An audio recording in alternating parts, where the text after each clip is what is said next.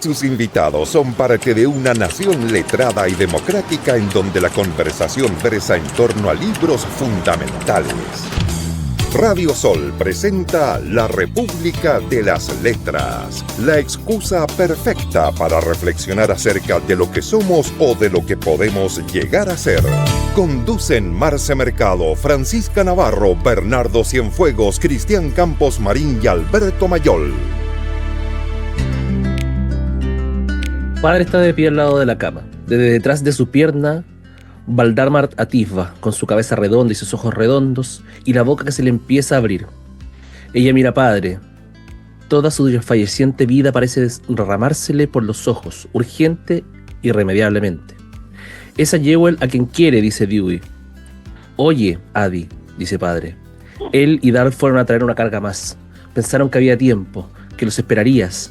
Y esos $3, además. Se agacha descansando su mano en las de ella. Durante un rato ella todavía le mira, sin reproche alguno, sin ninguno en absoluto, como si solo sus ojos esperasen el irrevocable cese de la voz de su padre. Luego se incorpora, aunque lleva 10 días sin moverse. Dewey se inclina, tratando de obligarla a tumbarse de nuevo. Madre, le dice, madre. Está mirando afuera por la ventana Catch, inclinado continuamente sobre la tabla a la luz del anochecer, trabajando hacia la oscuridad y dentro de ella como si el sonido de la sierra iluminase su propio movimiento, engendrase tabla y sierra. Oye, Catch, grita ella. Su voz es áspera, enérgica e inalterable. Oye, Catch. Catch levanta la vista hacia la cara demacrada que enmarca la ventana en el crepúsculo. Es el mismo cuadro de todas las veces que desde que era niño. Deja la sierra y levanta la tabla para que ella vea, mirando hacia la ventana en la que el rostro no se ha movido. Alza con esfuerzo un segundo tablón y pone a los dos en su unión definitiva, señalando que a los que todavía están en el suelo, imitando con la mano que tiene libre la forma de la caja cuando esté terminada. Durante un rato ella todavía le mira desde su cuadro de la ventana, sin censura ni aprobación. Luego la cara desaparece. Se vuelve a tumbar y gira la cabeza sin siquiera mirar al padre. Mira a Vardaman, sus ojos, la vida en ellos. Regresa a toda prisa. Las dos llamas chisporrotean durante un intenso instante. Luego se apagan, como si alguien le hubiera agachado y soplado. Mientras agonizo, William Faulkner y uno de los... Bueno, el libro que viene inmediatamente después de El ruido de la furia, uno que esta república nocturna, algo ventosa, ha disfrutado mucho, sobre todo el profesor Cristian Campos, que nos acompaña esta noche. Lo padeció. Lo padeció. Y estamos también con nuestra querida Marce y don Alberto, como siempre. Buenas noches. Oye, yo los invitaba a leer esta obra escrita en una voladita de unas 6 semanas, mientras trabajaba Faulkner en otros menesteres, casi en un solo aliento, donde seguimos un poco con esta locura, con esta cuestión fragmentaria de ir mostrándonos no solamente la parte más pobre del ser humano y la vida que mantenía en cierta parte de Estados Unidos, sino que además cómo se iban construyendo los seres humanos en ese contexto. Y nuevamente nos trae este libro que su título también lo saca de otra obra literaria, ¿ya? El ruido de la furia lo sacaba por ahí de una obra de Shakespeare, claro, y se dice que la saca de La Odisea. ¿Cómo se llama? De la Odisea, ¿ya? Cuando el canto 11, si no me equivoco. Así, cuéntenos, cuéntenme, ¿qué les pasó? ¿Por qué les dolió? Lo primero, solamente quiero partir complementando la información que me encantó, eso de que señalaba el Bernardo, de que esta obra que fue escrita, dice la leyenda, que comenzó a escribirla el 24 de octubre de 1929, un día antes del evento, ¿cierto?, llamado, que daría origen o el inicio a la Gran Depresión, y que fue publicado el año 1930, que el mismo Faulkner dice que lo escribe de un solo tirón. Y esto yo no sé, pero esto también yo lo escuché, lo escuché de alguien que creo que sabe, que dice que el título lo toma del canto 11 de la Odisea, que es el lamento de Agamenón, es el lamento que Agamenón le hace a Odiseo, sobre la traición de su esposa. Cuando él regresa de la guerra de Troya, ella y su amante, Egisto, lo asesinan. Entonces él dice: mientras agonizo, la mujer con ojos de perro no quiso cerrarme los ojos mientras descendía al Hades. Ay, ya con eso, que es lindo leer gente culta. Cuando uno le dicen, nació de ahí, igual el libro, yo no lo padecí porque no lo leí, lo escuché. Usé el tema del audiolibro porque tenía una semana dura y yo sabía que Faulkner yo leí solamente El ruido de la furia y no fue sencillo. Entonces está en audiolibro, 6 horas 40 minutos, y fue delicioso, porque es como que vais caminando al ritmo, así las cosas, limpiáis el baño, después vais caminando para otra parte. Entonces, como es fluir de conciencia, vais como, se me hizo a mí agradable, delicioso, iba como marcando las partes. Así me pareció, bueno, me encantó el libro que cuenta la historia de que parte sin muchos misterios, en la muerte de Adi, una muerte en una familia, ¿cierto? Y el marido, señor Hans, le prometió a su esposa que iba a cumplir su voluntad de ser enterrada en su lugar de nacimiento, que era el condado de Jefferson. Sí, yo creo aportar simplemente, hay varias cosas que ya están dichas y que son muy importantes, y ya hablaremos un poco del tono que tiene que ver también con esta cosa épica, propia de los géneros antiguos y sublimes, pero que en este caso se convierte en una antiépica. O sea, esta es una obra para que, jugando con esa épica de la Odisea, nosotros lleguemos a mirar estos ámbitos rurales, estos lugares vistos como la pequeña casa en la pradera, toda esta visión del buen salvaje, todas estas cosas. El modernismo de Faulkner nos pone frente a la decadencia, la degradación, los malos olores, los malos instintos, toda clase de asquerosas rutas, digamos, que van mostrando que en este sublime momento en el cual nos encontramos con esta polifonía de grandes voces, están en el camino, en la ruta de la corriente de la conciencia, en el camino y en la ruta de la descripción subjetiva.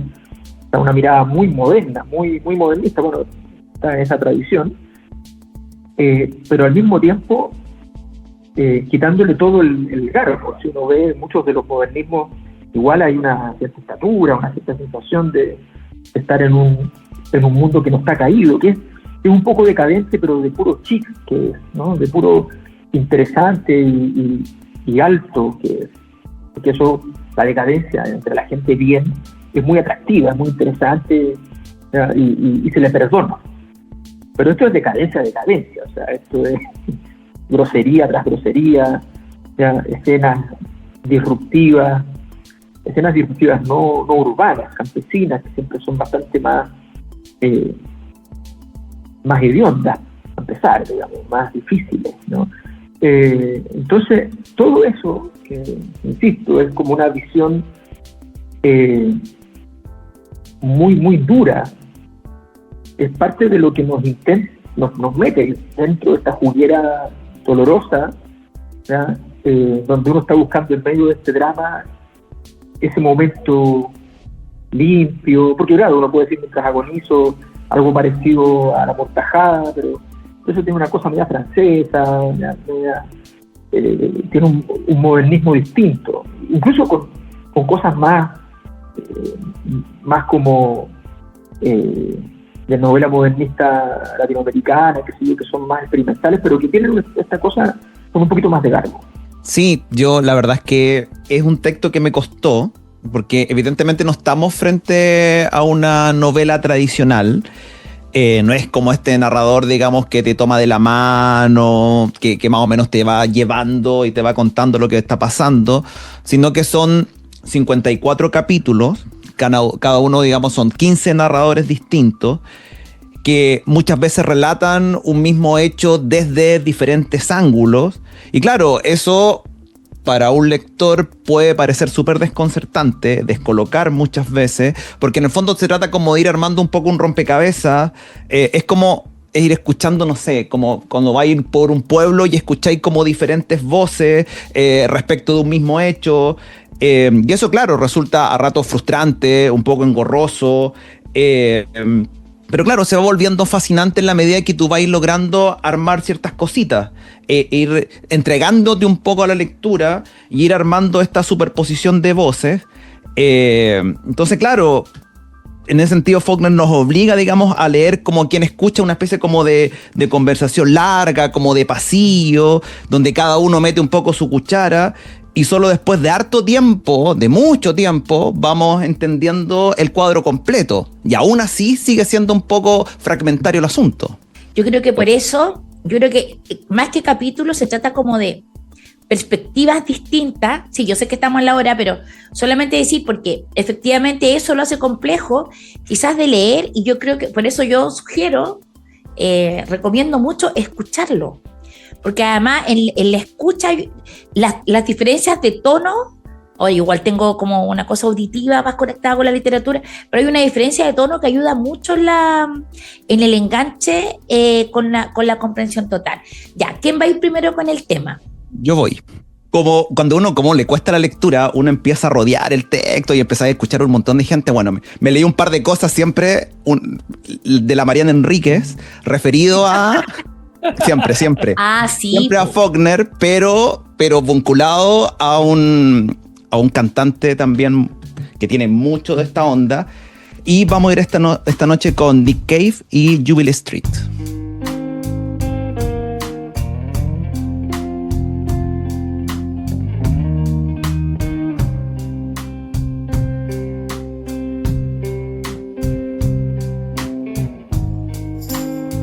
On Jubilee Street, there was a girl named Bee. She had a history, but she had no past. When they shut her down, the Russians moved in.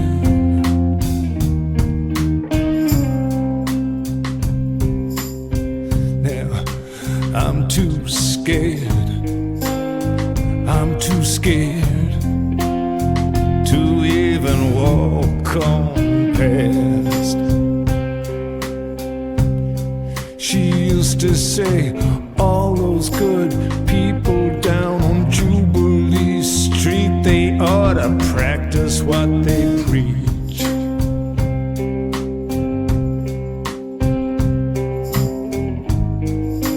Yeah, they ought to practice just what they preach.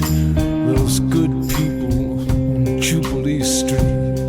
And here I come up the hill, I'm pushing my wheel of love. I got love in my tummy and a tiny little pain, and a 10-ton catastrophe on a 60-pound chain. And I'm pushing my wheel of love up Jubilee streets. Look at me now.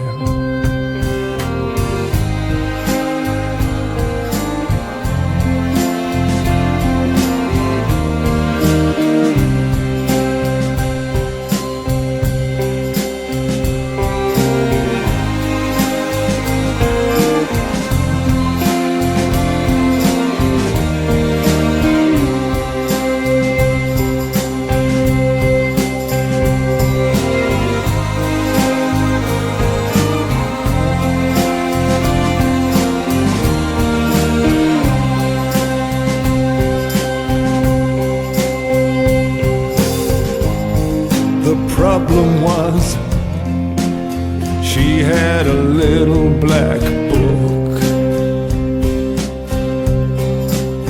and my name was written on every page.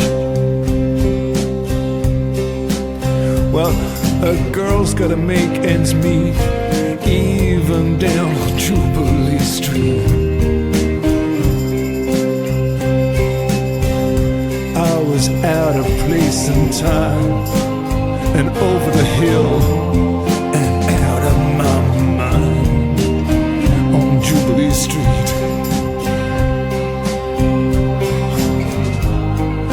I ought to practice what I preach.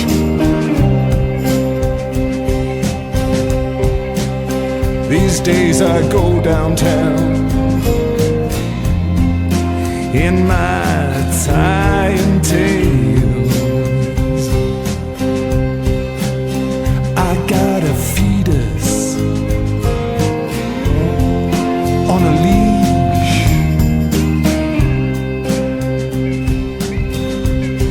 I am alone now. I am beyond recriminations. The curtains are shut. Furniture is gone. I'm transforming, I'm vibrating, I'm glowing, I'm flying. Look at me now. I'm flying. Look at me now.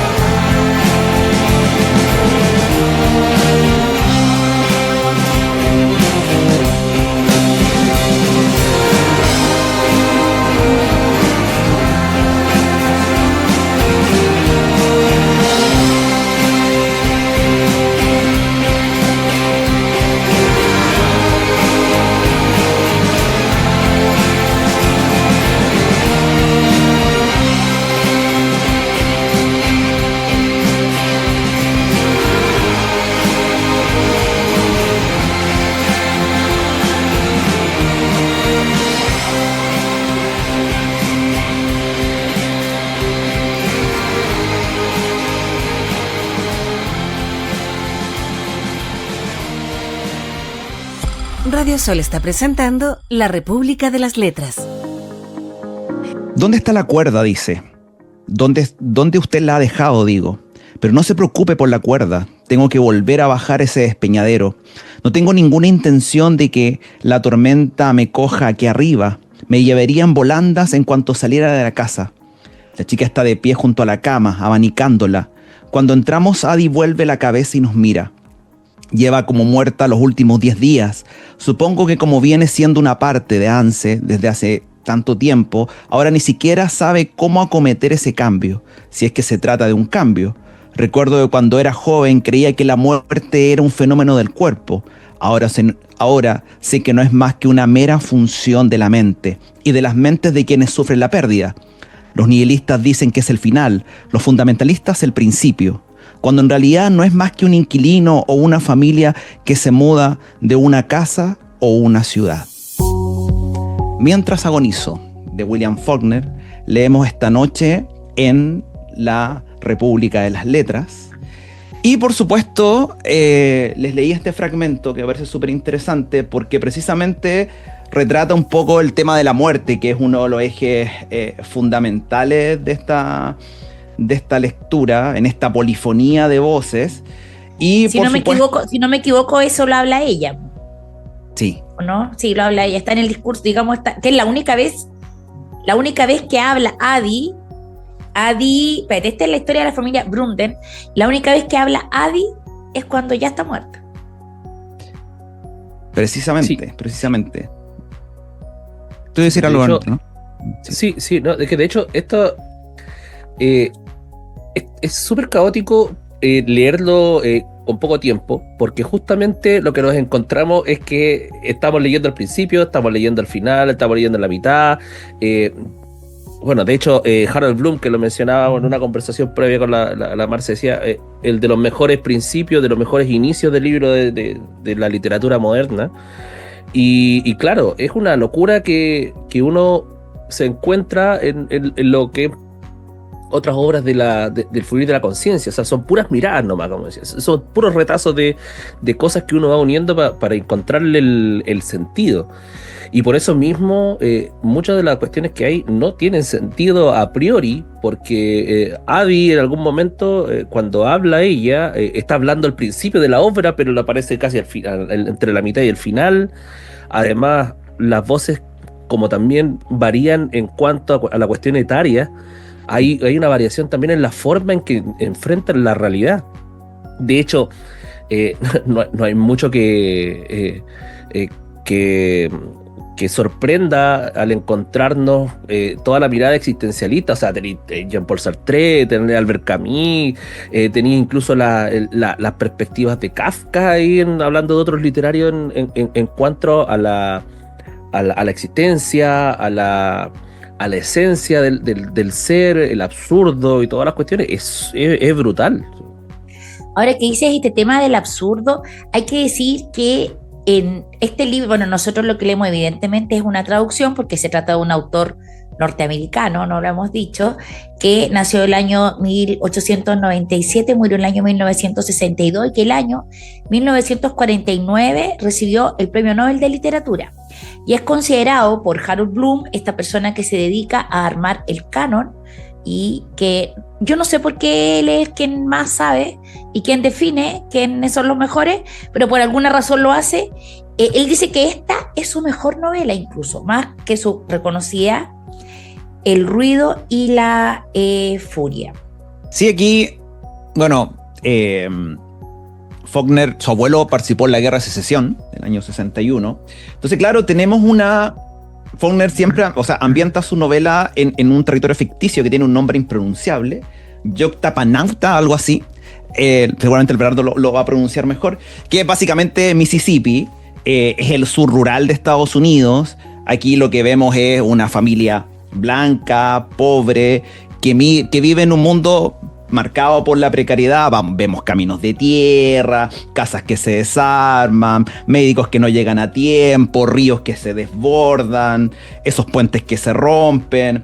Y en el fondo esa realidad no es como esta cosa decorativa, sino que también es parte de esta tragedia, esta como tragicomedia que se transforma este viaje.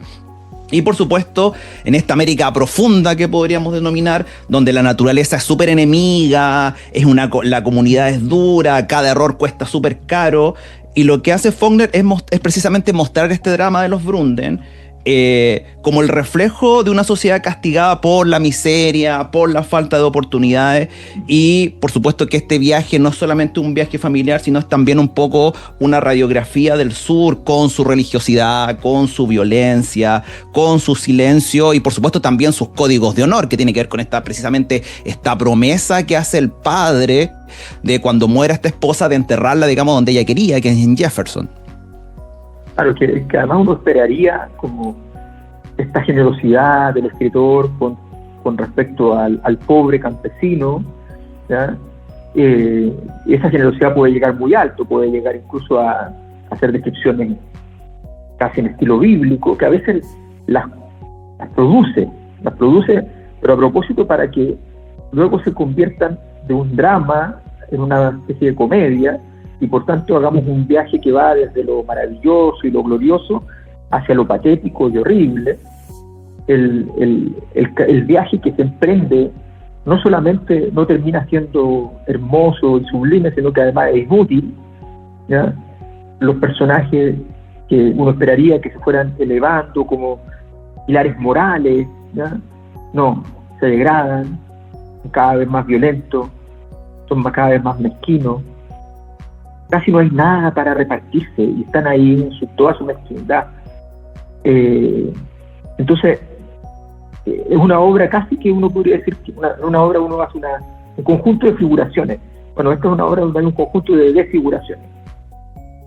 Hay que decir que esta obra se inscribe, o se entiende que con esta obra Faulkner inicia el gótico sureño, ¿cierto? Porque además esto está enmarcado en el Viejo Sur, como diría la Margaret Mitchell.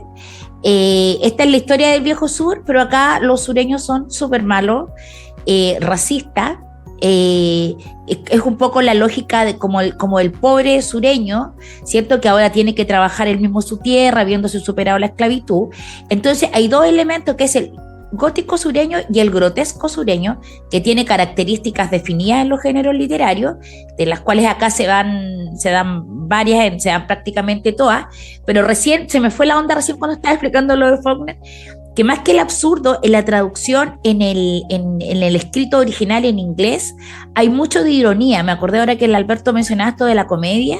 O sea, está lleno de humor negro. En realidad es una gran comedia de humor negro, con el afán un poco de burlarse y reírse. De hecho, hay uno de los hijos que se llama como uno de los gobernadores que era racista, el Bardaman. Ese, que es el nombre de un dirigente político del tiempo.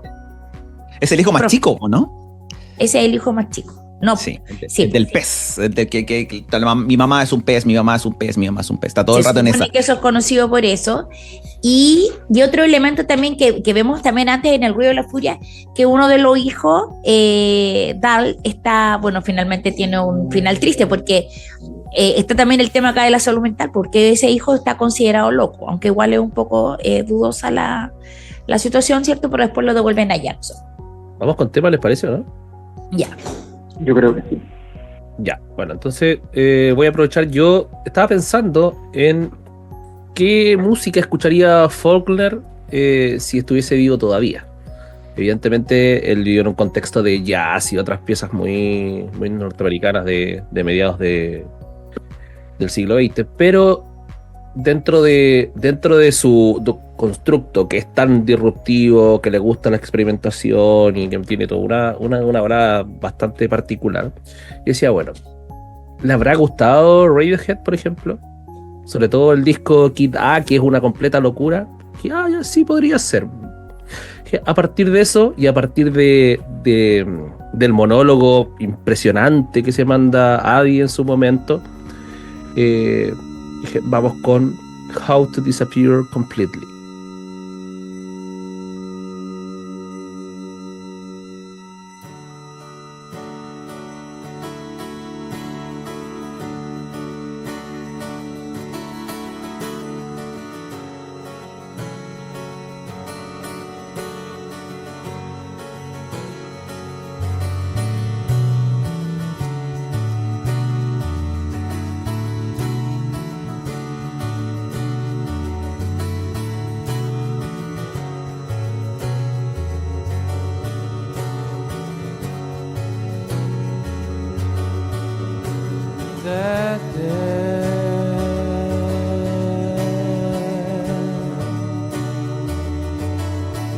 Snap me.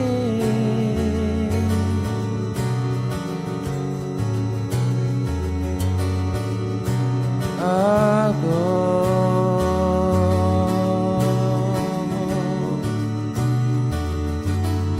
where I please.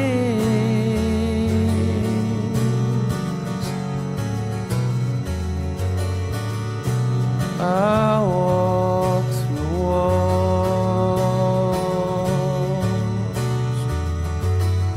float down and live in.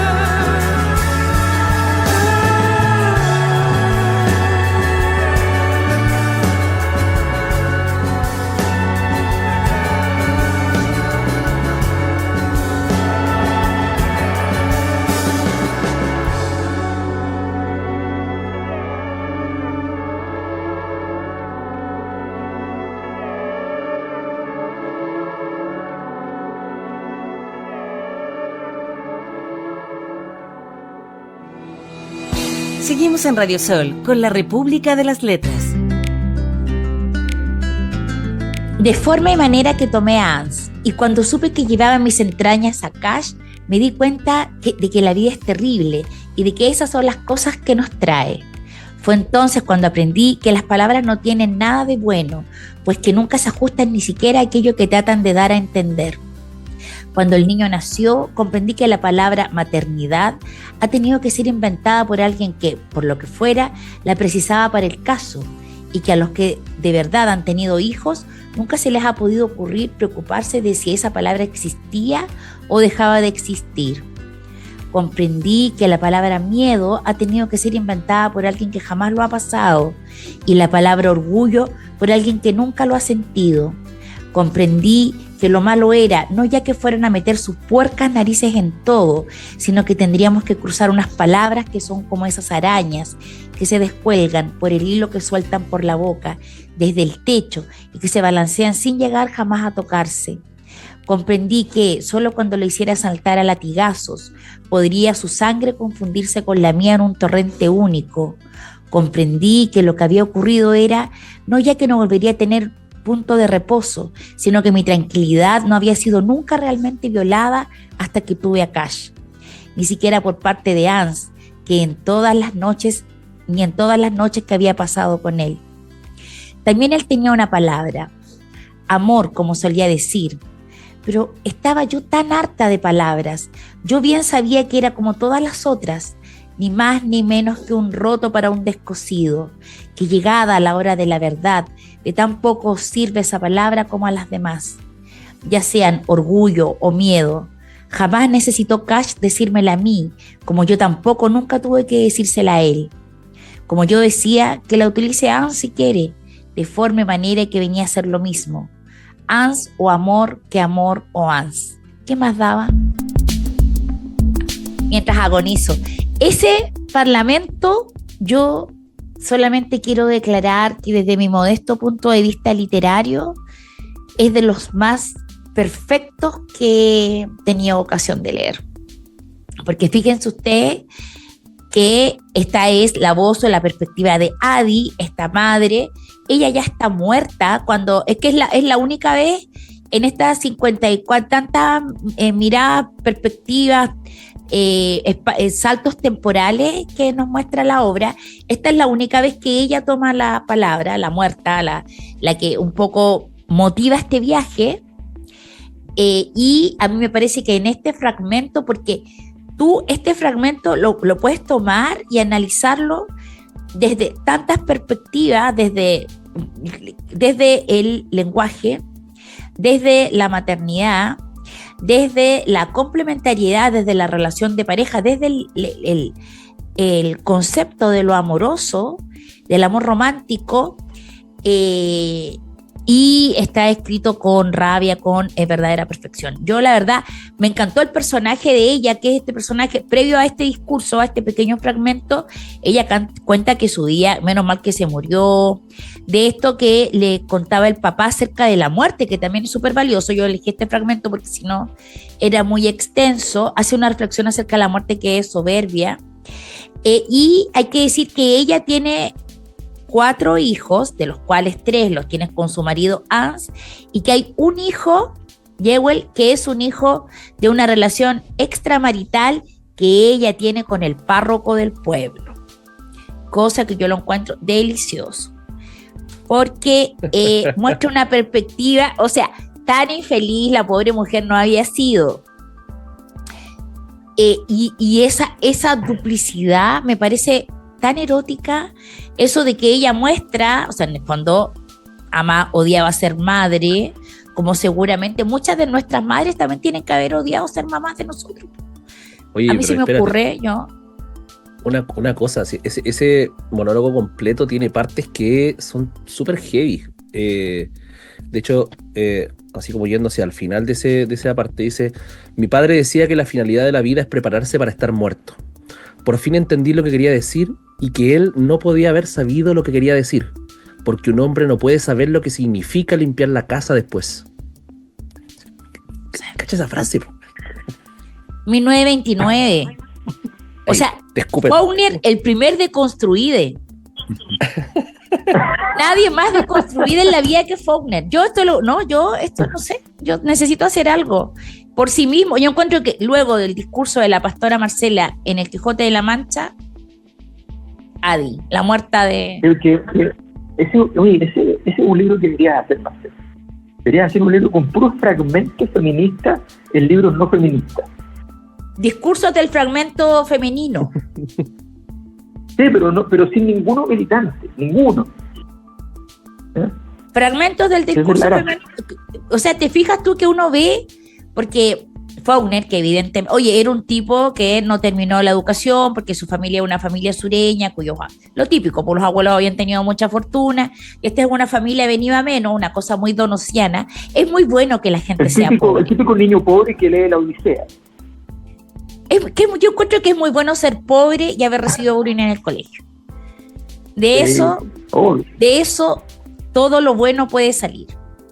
No, esto de verdad, no, este discurso que hace este gallo acá en el femenino es soberbio. O sea, de verdad, tú podés tener, a mí esta parte así como que me detuve, yo tuve la fortuna, insisto, de escucharlo.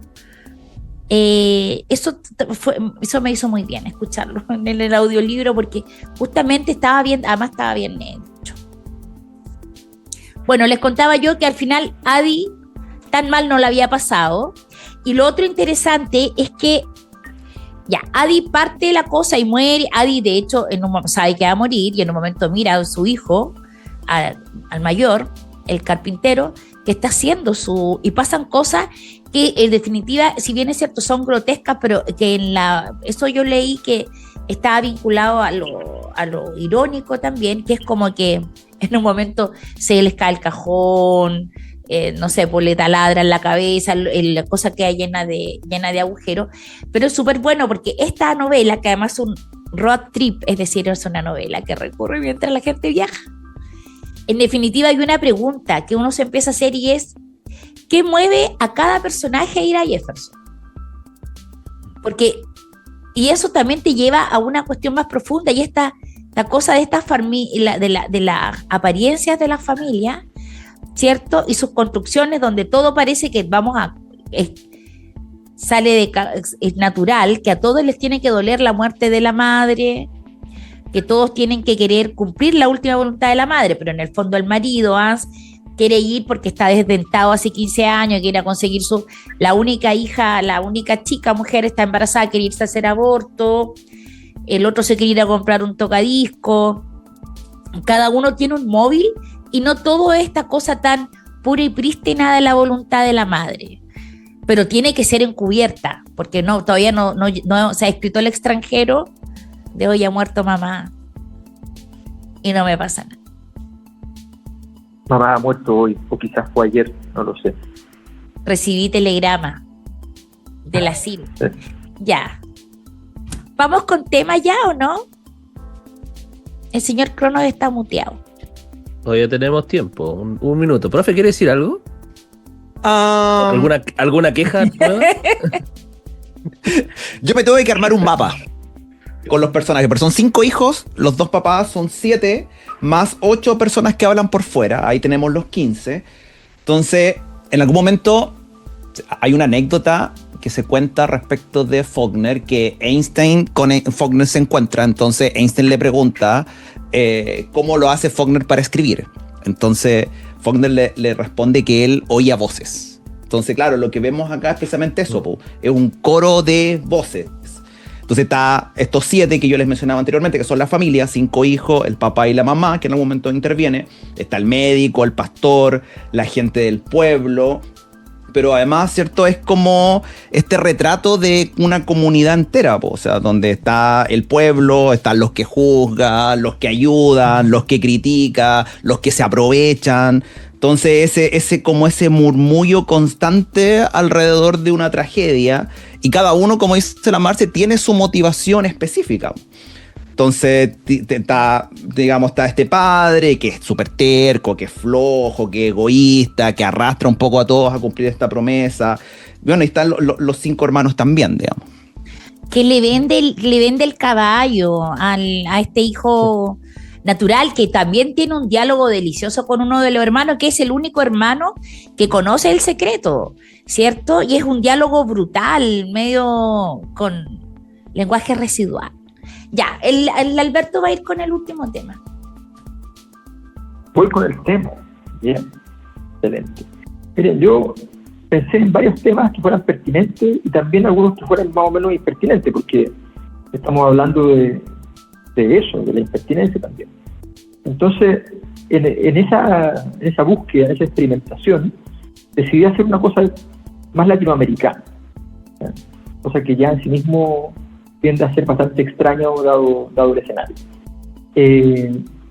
Y pensé en una canción que yo la he escuchado con Chabuca Granda, pero la verdad es que no he encontrado todavía la grabación de Chabuca Granda, no al menos en las plataformas habituales, digamos, que se llama Adiós Pueblo de Ayacucho, ¿ya?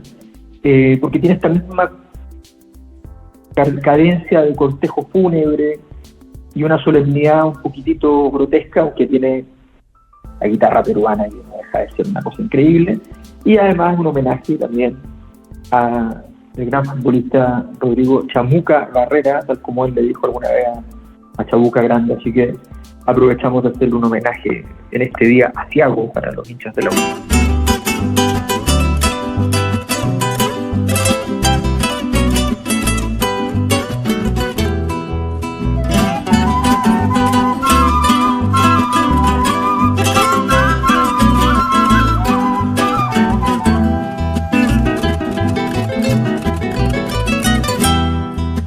Adiós pueblo de Ayacucho, perlas de Ayay, ya me estoy yendo, perlas de Ayay. Adiós pueblo de Ayacucho, perlas de Ayay, ya me estoy yendo, perlas de Ayay. Ciertos males que yo tengo, perlas de Ayay, hacen que yo me retire, perlas de Ayay. Ciertos males que yo tengo, perlas de Ayay, hacen que yo me retire, perlas de Ayay.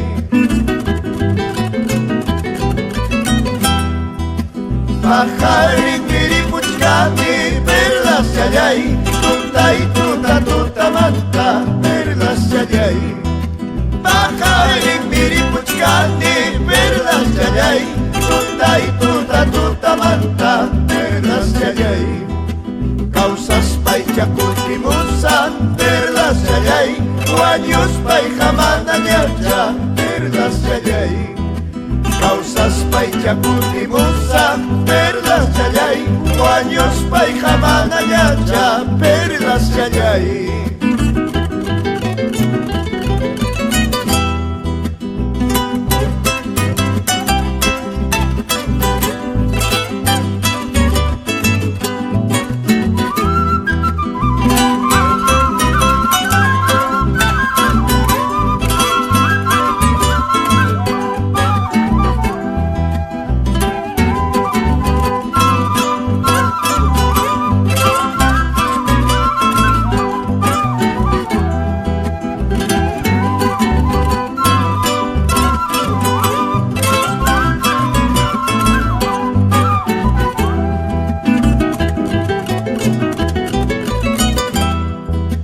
Adiós pueblo de Ayacucho, perlas de Ayay, Tiripuntaña, Jaguariguay, perlas de Ayay.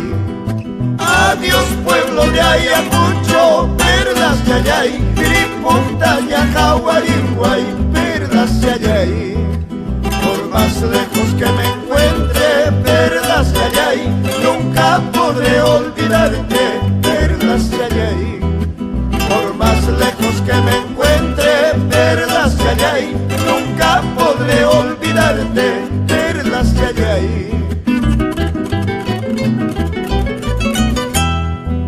Iripuspay, Jayay, Yapukimusa, Guayuspay, Jamanañaracha, Chay Sumaximi, Chay Kiray, Kunegra, Yay, Maimanta, Pascutimusa, Zampayay, Luchay, Kunaylayku, Negra, Yay, Nachuy, Kunaylayku. Chay Sumaximi, Chay Kiray, Kunegra, Negrayay, Maimatapas, Kutibu, Sasampayay, Muchay, Kudairaiku, Negrayay, Cachuy, Kudairaiku.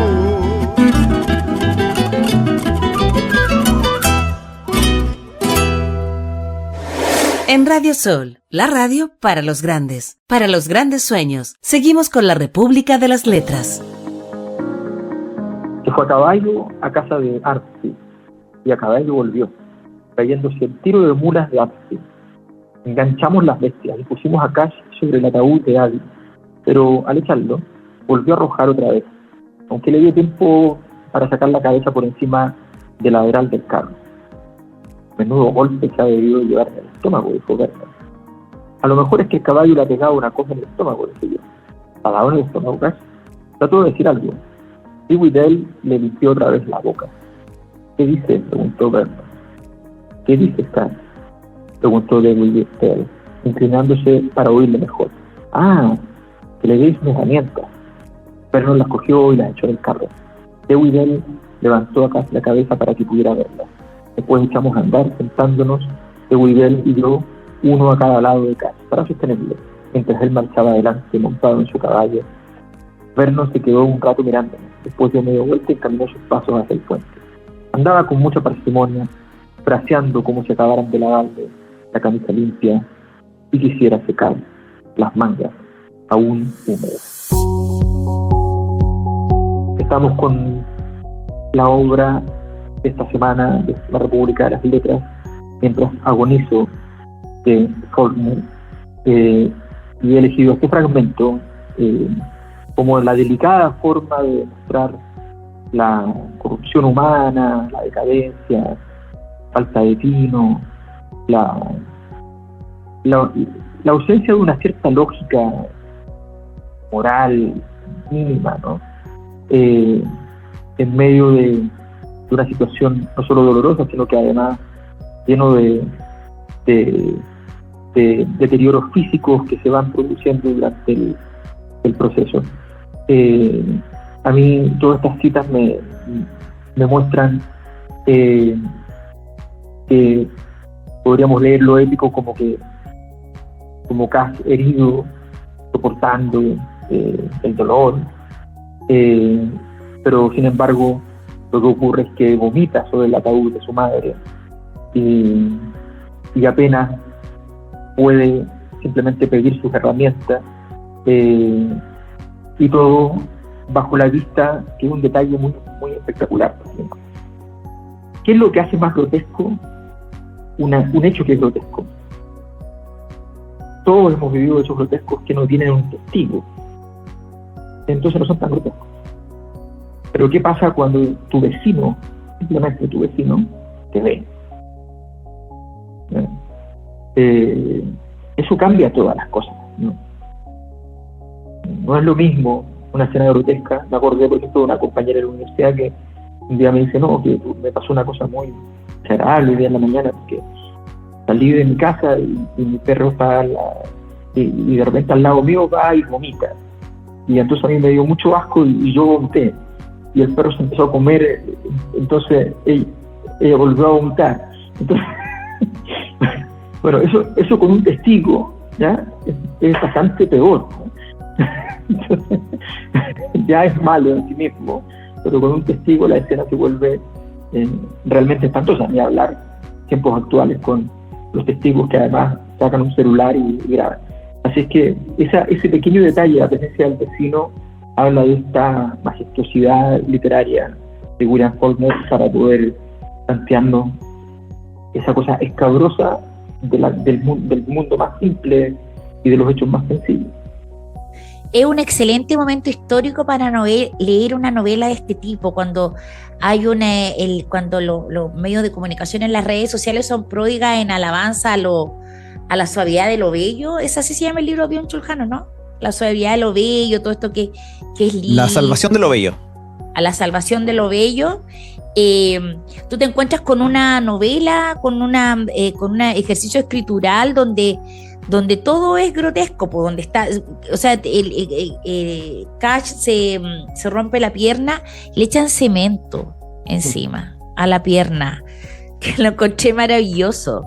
Le echan cemento y se va bueno, hay que decir que este viaje, ¿cierto? Que llegan a puerto finalmente, todos cumplen sus cometidos personales y entierran a la mamá, pero entonces que dura 7 días. Y entonces se descompone el cuerpo, se le va descomponiendo la pierna a Cash, que puede hablar de una descomposición social también, donde tienen que pasar inundaciones, hay incendios, devuelven por ahí a Dutch, llegan con un mal olor insoportable y finalmente, pero luego vuelven, en el caso del marido Hans, llega no solamente con su dentadura nueva, también llega con una nueva esposa, ¿cierto? Y vuelta al ciclo de todo, como diría el Rey León. Oye, sí, y también tiene este tipo de cosas. Dal es el que más aparece en el libro, mostrando distintas perspectivas de lo que va ocurriendo, y también es el que termina básicamente volviéndose loco, que también ahí es cuestionable, pasan cosas entre medios, pero quizás es el que más se cuestiona en sí mismo lo que le ocurre. De hecho, hay una parte en que él dice, y cito textual, dice: en un cuarto extraño para dormir tienes que vaciarte, y antes de vaciarte para dormir, ¿qué eres? Y cuando te vacías para dormir no eres, y cuando estás lleno de sueños nunca fuiste. No sé lo que soy, no sé si soy o yo no lo soy. Jewel sabe qué es, porque no sabe que él no sabe si es o no. No puede vaciarse para dormir porque no es lo que es y es lo que no es. Un trabalengua que digno de los más acérrimos existencialistas, pero también es muy auténtico en los pensamientos de un niño chico, porque son enredados, son complicados. Se está haciendo una pregunta en un contexto donde, oye, se va a dormir, donde han pasado un montón de cosas, donde el olor se les mete cada cierto rato a las piezas, donde en un momento todas las reflexiones giran en torno a un árbol y miran el árbol por la ventana, el manzano, y pasan cosas y se pelean entre ellos. Son como instantes que te van dejando esta perspectiva de que el libro tiende completamente a esta locura, a este sinsentido, a este absurdo que finalmente no, como que no tiene parangón. Y sin embargo, como decía la Marce, después de que les pasan un montón de cuestiones, que empieza con una gran lluvia y una inundación, terminan todos así como si no hubiese ocurrido nada, cambiándose de ciudad, con la nueva mamá, con la música de fondo, con el famoso gramófono ahí. Todo no tiene sentido en sí mismo. Sí, hay muchas cosas que no alcanzamos a comentar. La cosa esta de la hija de... ¿Cómo se llamaba la chica? Yel. Dewidell,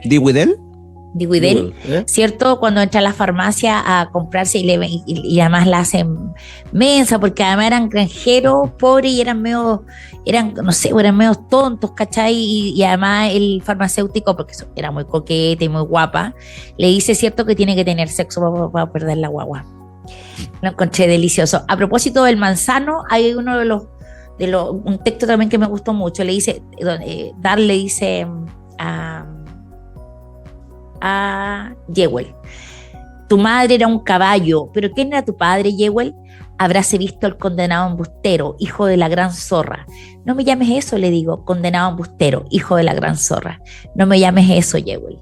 Sí, peleaban bello, peleaban bonito. Bueno, dicen que Dal era el que conocía el secreto de que Jewel era hijo del cura. No olvides. En esto de leer y no leer el texto que me pasó esta semana, todo de padecerlo. Pero claro, entonces, me invento estrategias, po. Entonces hay una cita de Onetti respecto de Faulkner que dice que he leído páginas de Faulkner que me hicieron pensar que era inútil seguir escribiendo porque él ya lo había hecho todo. Entonces hay una influencia, bueno, hay harto texto que habla, o paper, qué sé yo, que habla respecto de la influencia de Faulkner en el boom, digamos. Esto de los tiempos rotos, los personajes que parecen salidos como de tragedia griega, esto del grotesco popular, digamos. Entonces hay muchos textos que señalan la influencia en García Márquez, en Vargas Llosa, en Rulfo, etcétera. Entonces uno tiene la impresión... en la gran Gabriela Mistral. Faulkner era uno de sus autores favoritos. Entonces uno tiene la impresión, digamos, de que, por supuesto, es un texto súper desafiante, pero es como esto de escuchar un músico original que inventa un estilo y después los otros lo pescan, ¿cierto? Y lo hacen mucho más accesible, pero ese es el desafío, digamos. Estamos Yo en solo la quiero hora. decir una cosa antes de que terminemos. Yo cada vez que escucho a Juan Carlos Bonet, luego de haberlo considerado un gran escritor, luego de considerar que efectivamente escribe bien, solo por las palabras que ha proferido de manera completamente alevosa, vergonzosa y patética sobre el gran Ernesto Sábato, sencillamente cada vez que escucho su nombre, lo repudio. Odiaba a Sí, Sábato. Ay, yo no sabía eso. Sí, sí, terrible. Bueno, Me supo. sería todo entonces, estamos listos. Ya. Favoritos. Oye, bueno, esperamos Nos encontrarnos despedimos. la próxima semana con un nuevo episodio de nuestra República de las Letras. Muy buenas noches. Nos vemos, hasta luego. Buenas noches. Chao, chao. Fue la República de las Letras. Hasta la próxima semana cuando nos reunamos en torno a los libros con un viaje imaginario por un mundo sin límites. A preparar las maletas. Conducen Marce Mercado, Francisca Navarro, Bernardo Cienfuegos, Cristian Campos Marín y Alberto Mayol.